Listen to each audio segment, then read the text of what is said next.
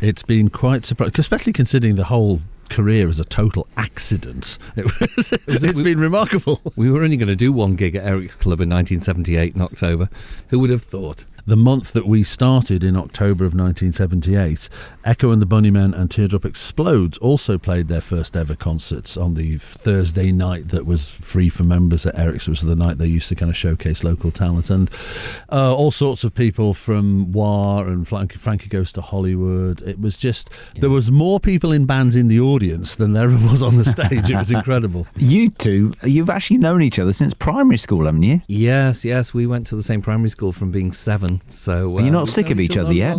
No, well, the thing was we had a good break from each other because we essentially stopped for quite a number of years until we got back together in 2005. We've been together longer in this second incarnation of the band than we were the first time. I guess in the early days, I mean, there are lots of influences, but at that time, Kraftwerk and bands like that were influencing so many others. I think it's fair to say that they probably influenced you in the early days, did they? Completely. So, yeah. We've always worn that influence on our sleeve. We both heard Autobahn independently of each other and we loved it. I used to go to Liverpool and buy German import records, and we developed this symbiotic relationship because Paul had built a stereo because he's a tech geek. I only had a mono recorder.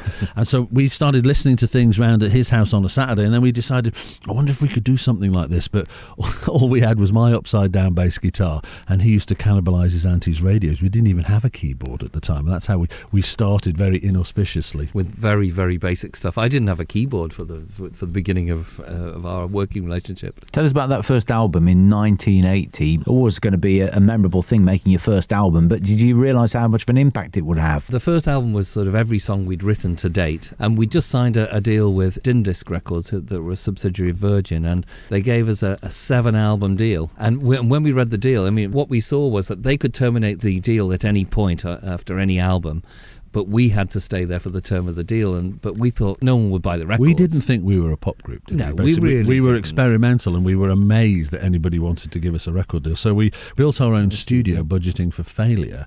We recorded the album ourselves, so that's kind of why it sounds like kids making garage synth punk, because it was. We didn't know what we were doing, really. But yeah, the third single, Messages, was finally a hit, and the album never got higher than 27 in the charts, but went gold. And yeah, that was the beginning of the path. What about the first live gigs? Do you remember much about them? We invented ourselves to be a live band, as Paul said, for one concert only. And it was just myself on bass, Paul on keyboards that looked like they'd been got out of a junk shop or something. They were. And we borrowed our friend's tape recorder because none of our friends actually wanted to play with us. So the rest of the band was the tape machine.